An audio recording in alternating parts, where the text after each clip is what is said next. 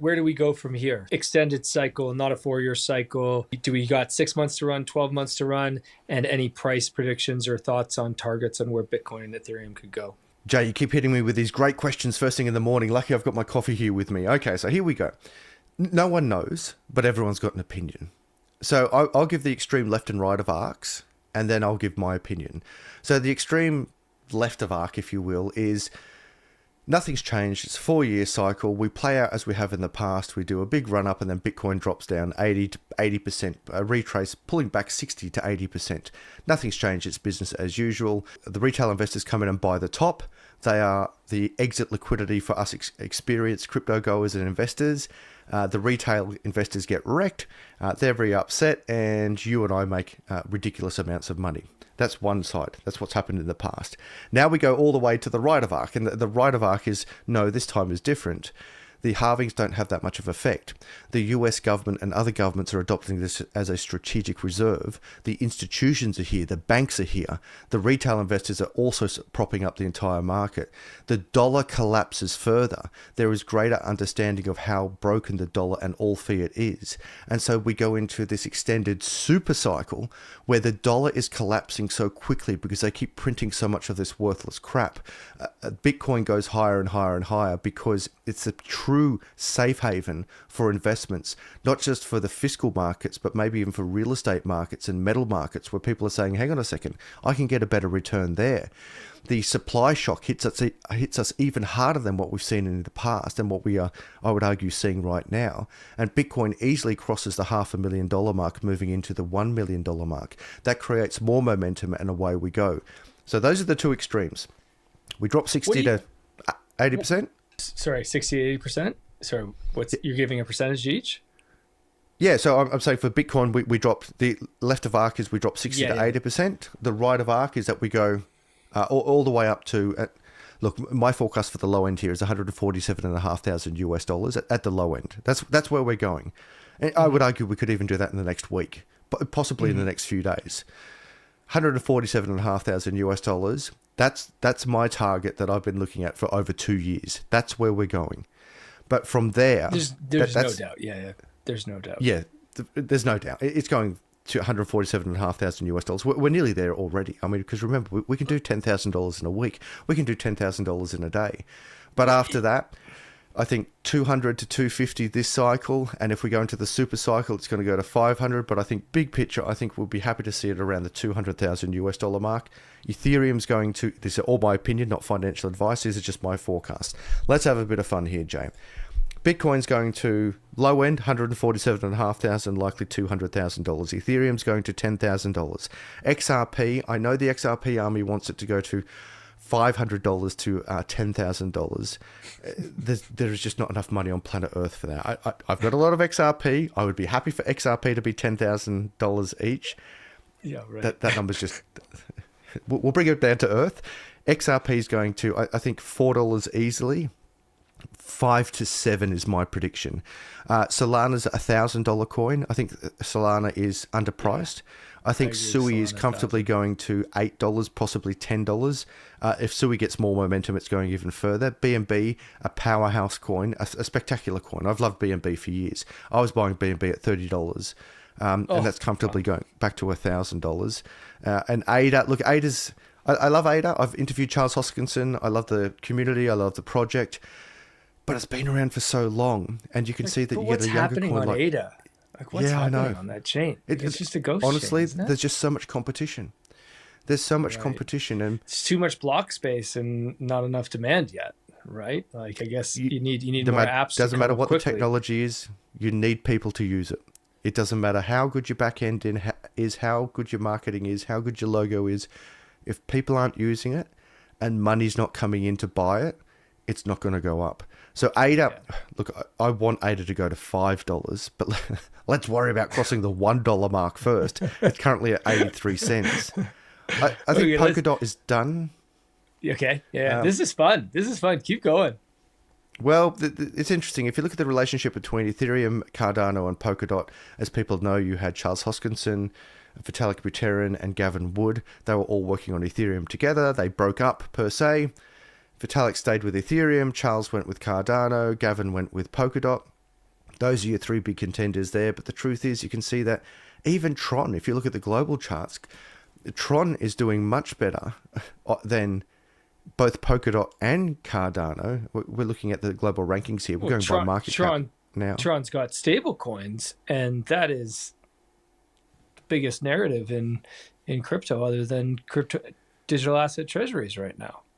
And it's also got very low fees when you're using the network. So if you're transferring money across the network, and you can choose different networks, the Tron network is actually quite effective and it's quite efficient and it's quite cheap. Now, there's a lot of controversy around Tron. I've got no issue with that.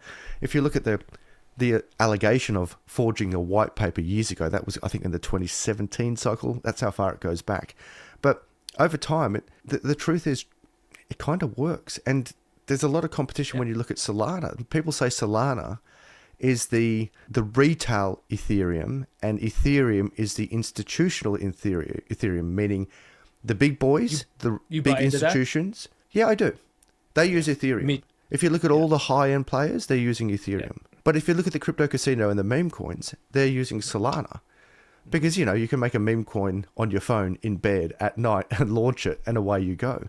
So, and people get angry at which one's better. And it's like, it's not better or worse. It's just different. The big boy in smart contracts is Ethereum, and the big players, the serious money, they're using Ethereum. The retailers and the degens and the crypto bros, we're using Solana. And of course, there's big players coming to Solana when they can see there's a buck to be made. But who's using Cardano? Even though Cardano is a spectacular product, who's using it? Nobody. And so, yeah, exactly.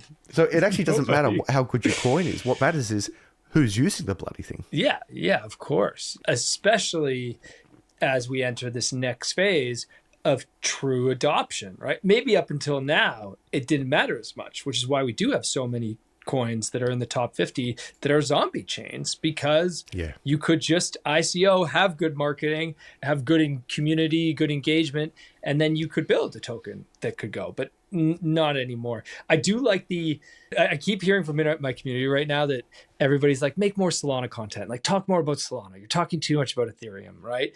And it's quite honestly, I mean, being in media, that's just all everyone wants to talk about right now, right? So there's not as many people that want to talk about Solana right now, and Ethereum does better right now in the search terms. So, but when I look at it, I think the exact same way about Solana that I felt about Ethereum just 6 months ago, which is like everything's fine.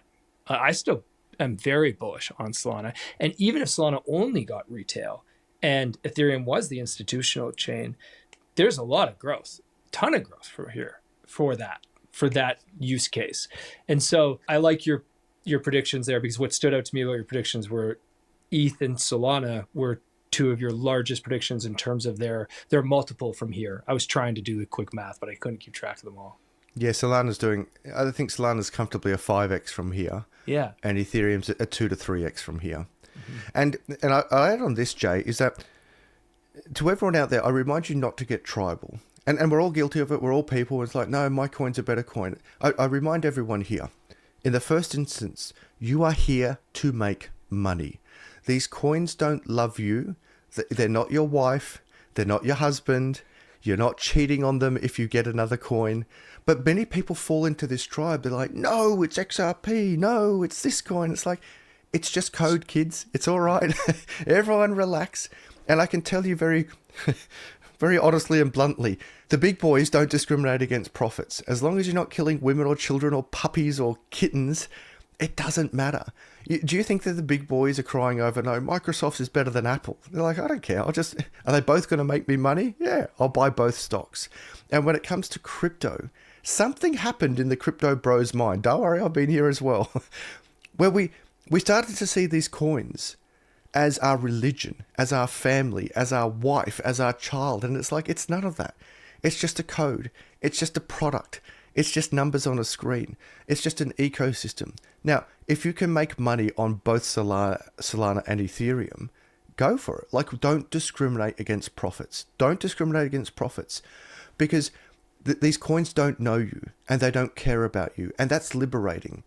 But some people get lost in the narrative. They get lost in the tribe, and they will go down with a ship to say, I will never ever buy any other coin because that coin's bad and my coin's better. Have fun staying poor. It is. It is a dangerous mindset to take, but I get why everyone gets trapped in it. Making money is awesome and exciting, and that's how everybody feels when they get tribal. It's because everyone that's tribal made money on that token, and they're in it for the long run. But I agree, this is tech, and that's why all the things that are happening with institutions and with regulation, it's very easy to look at them, and there's some of those that are not for decentralization and not setting up for necessarily the long-term ethos of crypto. But we need those things to create adoption to get this tech to the world. And that is more important to me than my coin or my token in the end. Because yeah, as you said, we came for the money, but we stayed for the revolution, as you said. That's why you and I are still here, at least. Thanks for watching. Make sure you subscribe to the Milk Road Daily YouTube channel. And if you enjoyed this clip, you can watch the full episode here.